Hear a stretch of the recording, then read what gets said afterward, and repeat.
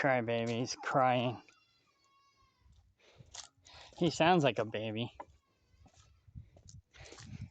It's actually a goat. We call him crybaby. Anyway, I'm a little worn out. Oh, my Nutridyne, not Nutridyne, what am I smoking? That's in the big truck. My trail cam picked up something. It said it was a doe, but it was probably just me. I need to go back there and fix that. It's facing the old yard. Now I gotta face it the new yard. But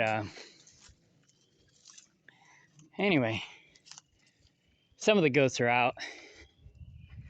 Oh, it might be a good time to check the eggs. I got to number some of the eggs in one of the nest boxes. If the chicken's not sitting on it. She's very, very broody. So I may not be able to number them. I got the other nest box, but I didn't, you know. We got 2, maybe 3 broody hens. So that's good. But we definitely got 1 broody hen. So if I can get 2 more broody hens, I'll be all right. And then of course we got a broody cat. Later, kittens in the nest box. Chicken nest box. It's funny. But that's a good sign. Maybe I'll when I get done rebuilding the cat house, I'll put nest boxes in there for the cats to lay their have their babies in. Lay their babies. Right now they have a cat camper. And I could actually do that with the cat camper. It's a mess in there right now, but that's one of my projects I gotta work on. I gotta clean it up. But I want to get this cool automatic feeder to put in there. It's gonna cost me $200, but it'll be worth it. But I got other priorities right now, like the fence line. I've been waiting on David to do this for 7 years, and I'm tired of waiting. So I think I finally got it marked and I got it done. It's a grueling process, but anywho, we had a surveyor come out, actually 2 surveyors, and both of them were, how do I say, off, not accurate, I guess, because they both gave me 2 different lines. So I just took the common denominator between the 2 and called it good. It's only a couple feet difference, so I'm like, forget, I'll just go right in the middle and it'll be good. Nobody's gonna care about a couple feet. And in fact, it's only a couple feet here in the middle, and at the ends it's only a foot or less, so no big deal. So I finally got it figured out, and yeah, David was supposed to come out here and do all this work, but I just can't get him to do anything. So I'm finally, actually I've been working on it for the past few months. I'm only home 2 days a week, but anyways, I finally got it done, and so I'm showing you my results. So,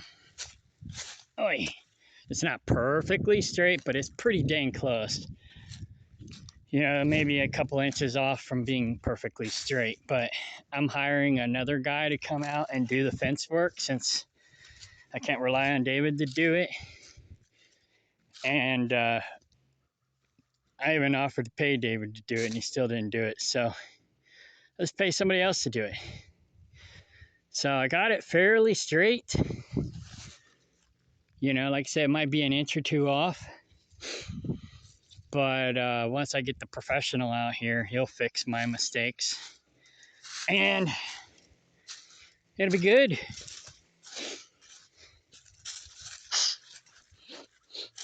Aye. So, ow. What I want to do is I want to build a berm right here in this creek and put tubes in it.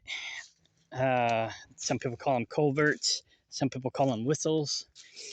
But I want to put tubes in it so the water will flow through the berm, and then I can put my fence across the top.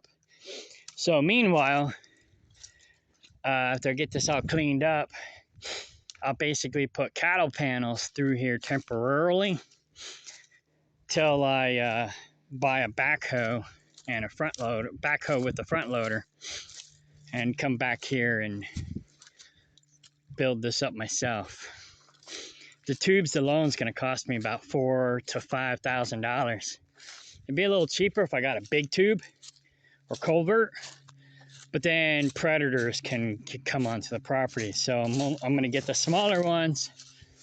It'll cost me more money in the short run, but it'll save me money in the long run because predators won't be able to come in as easily and kill my livestock. So, yeah, I'm worn out. I've been working on this all day. I did stop for lunch, so I took a 1 hour break. 2 hours tops, but between an hour and 2 hour break.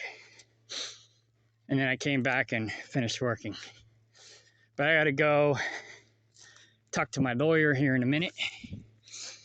And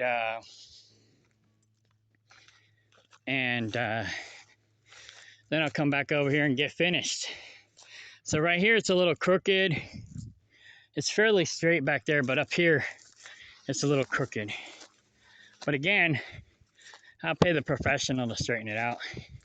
He'll look down the line and say, man, that's crooked. I'm like, yeah, I know. That's why I'm paying you to fix it. But anyway, it's fairly straight. I mean, there's a couple T-posts that are off. Well,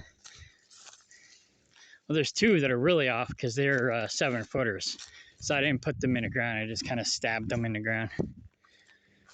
So I was going to use them, but I was like, oh, these are 7-footers. They're going to be more for my permanent fencing. And then I'll use these for like chicken runs and stuff after the fact. But yeah, you can see they're not exactly straight. You know, they're about 6 inches to a foot off. But like I said, the professional will come out and fix it. I think really only these two are off. Not this one, but these next two. I think they're definitely off. So they need to come in on my property a little bit. But again, it's close enough for hand shoes and horse grenades. I like to say it backwards. Close enough for hand shoes and horse grenades. So, yeah, I just got tired of waiting. I can't wait another 7 years to get this done. There's another one that might be off. But it's only a couple inches off. Here's the tall ones. They're 7-footers, I believe. But yeah, you can see I'm not perfect. But it's pretty dang close. And then down this way, yeah, those two that I said were off are definitely off. So I got to move them in a little bit. I'll probably do that here after I get done with my lawyer, because they're bugging me. I'm kind of a perfectionist, but you know, some perfectionists have to have it so perfect that if it's not perfect, they won't do it at all. And I'm not that. I'm more, my astrology says I can be a tyrant, and it's probably because of my perfectionism.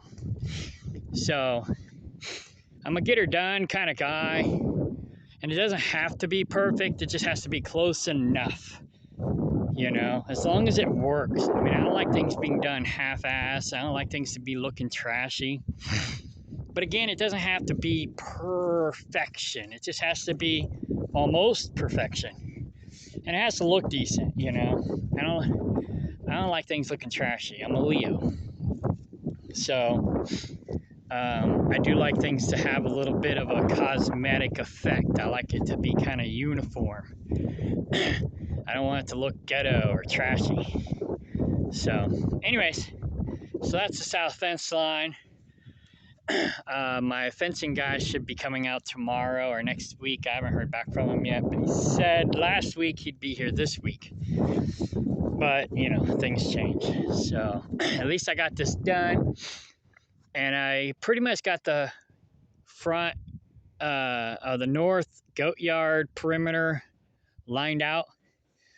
But after I get done fixing these two T-posts and maybe that one that's bugging me right there, but I'll just probably leave that one and just come back and fix these two. And then I'll work on that one up there. And then that way I got it all squared out where I want my gates and stuff. That's what I got to do next is figure out where I want my gates.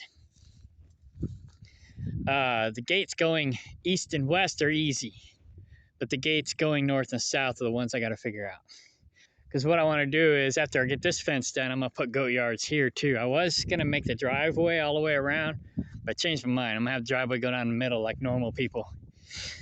But we'll still have gates here so we can drive the perimeter if need be.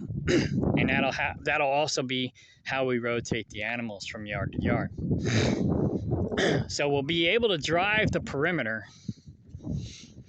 You know, the gates will be 14 foot wide. You know, for the clearance will be 14 foot wide. The gates themselves will be, we're using cattle panels and goat panels. So they're actually 16 feet. So they'll overlap a little bit, which is fine. That's great. And then,